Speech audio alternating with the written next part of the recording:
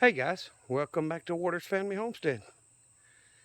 Well, I got home, had a decent time from work, so I figured I'd get out here and tinker a little bit. I've already collected the eggs and gave the chickens a full scoop of scratch. All of them come out and eat. See a bunch of what I call teenagers. They should start laying any time now. And Blue Overton over here in the corner. I don't know why, but they hang out in that corner. But my son helped me change from the disc carrier to my box blade on my Yanmar tractor yesterday, and we got out here and started doing a little bit of cleaning up. I'm gonna get this pile gone. It's mostly privy that then took over. It used to be a raised bed around the tree that got hit by lightning, so I'm just gonna push all that over. This was an old cedar tree that fell in a tropical storm one time, and we cut it, but that stump ain't quite rotten enough yet for me to push it out. I'd have to take the backhoe and try to dig it. I'd just soon leave it there. But as you can see, we cleaned up, the small stuff. I ain't worried about that. The lawnmower will chop that up pretty good, but we cleaned that up and started over here because there was some pretty good sized privy outside the raised bed, and started pushing that, and I finally got the root ball up there. And anyway, we did that yesterday, and then I give the tractor a break. And when I decided to get on it this afternoon, thought, why not? This scuppling vine over here, it's actually two of them, had knocked the post down in the fence it was on, and it was just way too big to get out here and mess with. So I went ahead and took the tractor bucket, and I put the point down and scraped it all back, pulled all the runner vines out of the bushes and pulled it all back and pushed it up into the pile back there. So I got this little corner cleaned up. I've still got to work my way in around the apple tree and the peach tree somehow. Get in there and pull all them limbs that I cut down off the pear trees, drug out. And I want to start clearing this property line here. There is about 20 more feet that way. And I was going to show you, I used to have one of my chicken pens here that we tore down. And it was 8 by 16, I think. But I ran that 1.5-inch pipe underground all the way up to the well and ran a water hose inside that pipe. Just the pipe was to protect the hose, and I've never moved it. It's still laying there. Let's see if I can zoom in and show y'all. It's got a little Y on the end of the hose that's in there.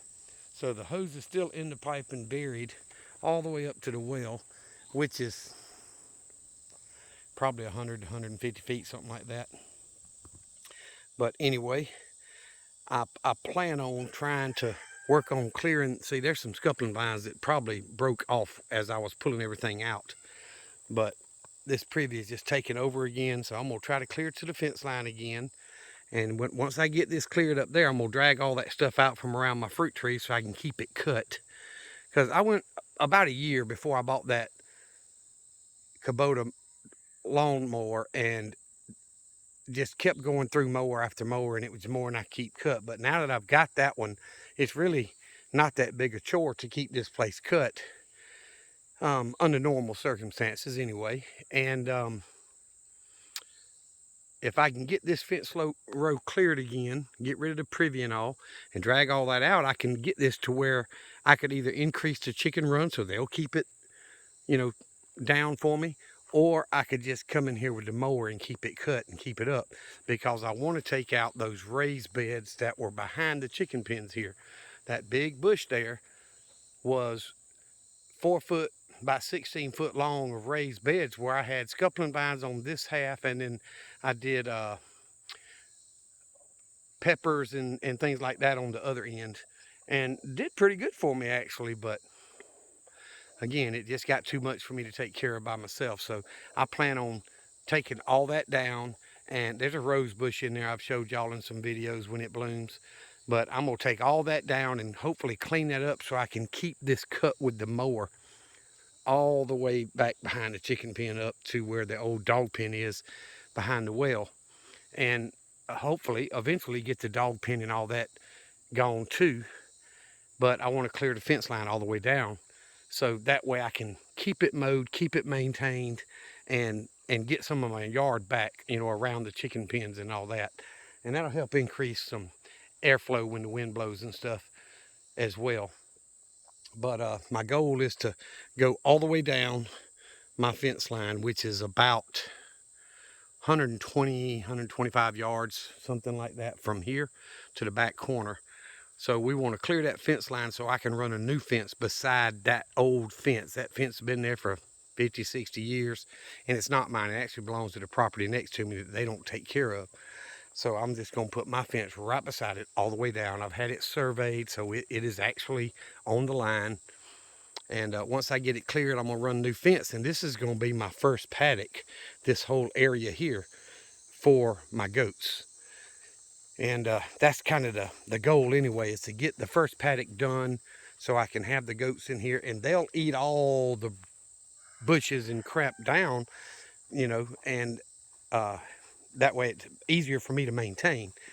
And you see how this old cedar tree needs to come down. It's still alive, but it's just in bad shape. So I want to take it down, and this privy and all this comes with it. And there's a bunch of privy come up around this cedar tree, which is in rough shape, but it's in much healthier shape than that other one. So I want to leave it, or at least for now anyway. Which I don't know. I'm trying to, excuse me, get in here to show y'all. The fence line is right there. See the old fence post laying on the ground? The fence line's right there. So from back here, where I've got it cleared out, it's probably 20 feet or so, maybe 25, something like that.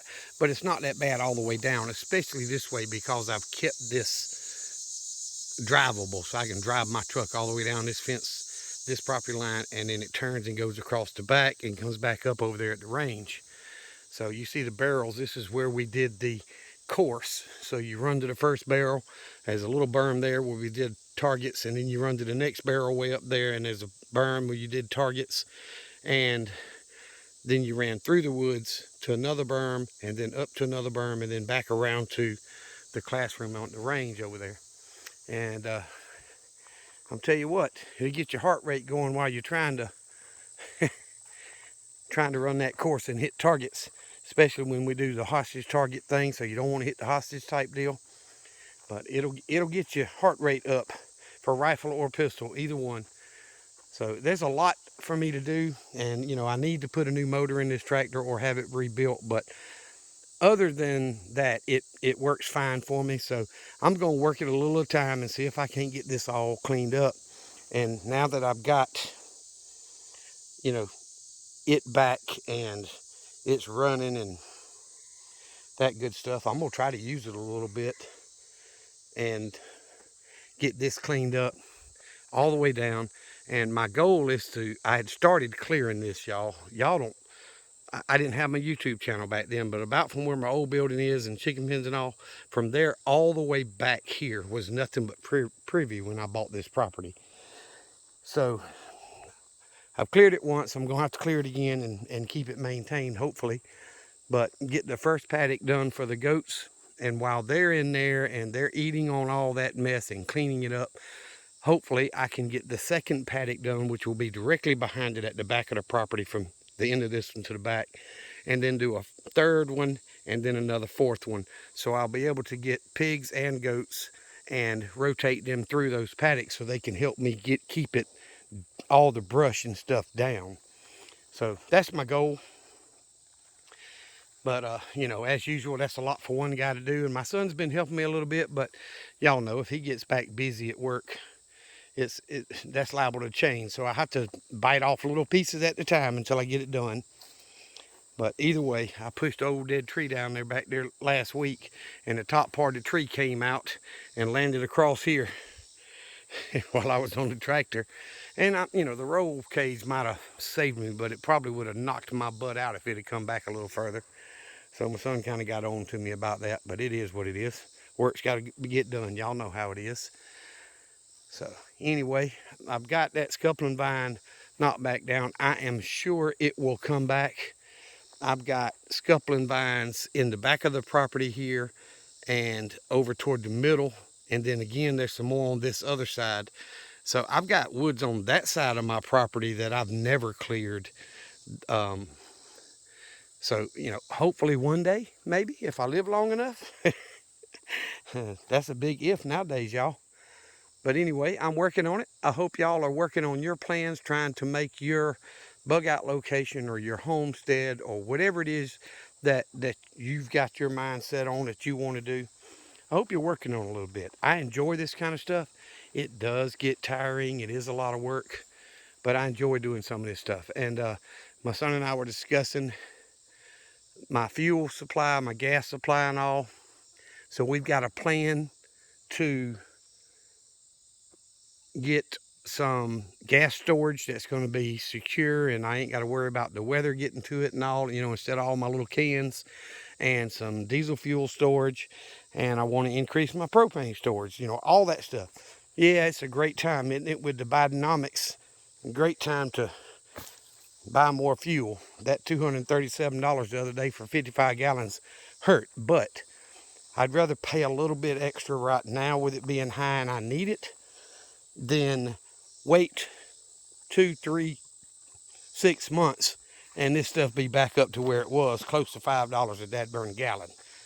So, I paid $4.29, and that's a lot. But I bought non-ethanol, which is down here where I live in Southwest Georgia. It's probably about 60 to 80 cents more than the regular ethanol gas, but it stores a lot longer, and and I add the stable to it and all that good stuff. But I've got a couple of old lawnmowers here, one of my old sisters and another one that I bought that was an old one of mine that I use for parts when I need them. I'll probably end up moving those and make me a junk pile somewhere in the back of the property, because you never know when you need a rim or a pulley or whatever, it's there. So I hate to haul them to the junkyard and then turn around and need a blade housing or something for somebody else's mower or whatever. But I'm working on it, guys. I hope you guys are working on y'all's and enjoying your weekends. But I'm going to stick up here and show y'all. You see this tree right here that's kind of leaning? That tree is actually forked, and half of it's, I guess, got hit by lightning or something. It's half of it's dead. I didn't think this side was going to make it. So I think it's over the property line, but I may get with the neighbors and decide to take that down at some point in time. But if you look further back, there's another tree there that's leaning, and on camera it don't look near as bad as it does in person. That tree is leaning a lot. It's probably 30 feet from these other trees in the picture, but it's leaning over into the top of them trees. So it's got a lot of lean. It needs to come down, and it's on their property. And every time we have a storm, every time a bad storm comes through, I have more limbs that fall back here or a tree that falls. And I have to come back here and clean that up to keep my path open. Well, my son and I went through the path about a week ago and made it where I could drive all the way around. And then that storm that came through a few days back, big old limb fell in here again. So I pushed it off to the side. Y'all can see the remnants of it over there, about big around as my leg. So, it's just a constant battle trying to deal with these cedar trees that are good for nothing. They're good unless you've got a sawmill and you're gonna make you some cedar boards. They're not good for anything. No, the animals don't eat off of them or any of that stuff. So I want to take all these cedars down and let the oaks and the hickory and all that grow up and be a little bit stronger, and without all this cedar taking over. Kind of like Daniel Arms at Arms Family Homestead. He hates the cedar tree. He says he has a very ill intent towards cedar trees, and I understand him, because the deer and the hogs and animals, turkeys, nothing uses a cedar tree. Nothing eats a cedar tree. It's good for a fence line or for uh, a barrier between you and something else. Or if they're short, you know, you get them Leland cypress that bloom all the way to the ground. They're great for a fence line or privacy fence or whatever. But as far as for property, managing wildlife on it or animals on it, chickens, turkeys, ducks, geese, um, you know, goats, pigs, cows, deer, cedar trees are useless. So I want them gone. And there's quite a few back here, but that's a lot of work too.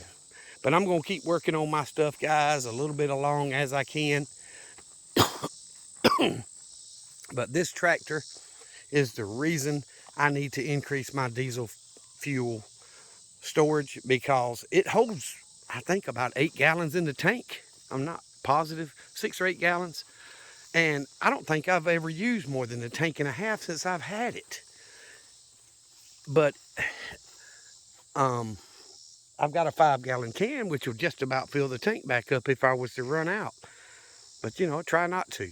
So I need to increase that to probably 50, 75 gallons at least. And I want to get my gas storage up to about probably 110 to 150 gallons, something in there. So when crap hits the fan, if you can't get fuel, if you can't get gas, you know, I'll have some at least for a little while. And that's what it's all about, trying to survive. I've got a gas generator. I'm hoping one day to get a propane, but you know, I'll deal with all that as it comes along. But the old chicken fence that we threw up, you know, seems to be doing well. It doesn't have to be that tight to keep chickens in. But look at them back here in the corner. Sue back here with some of his ladies.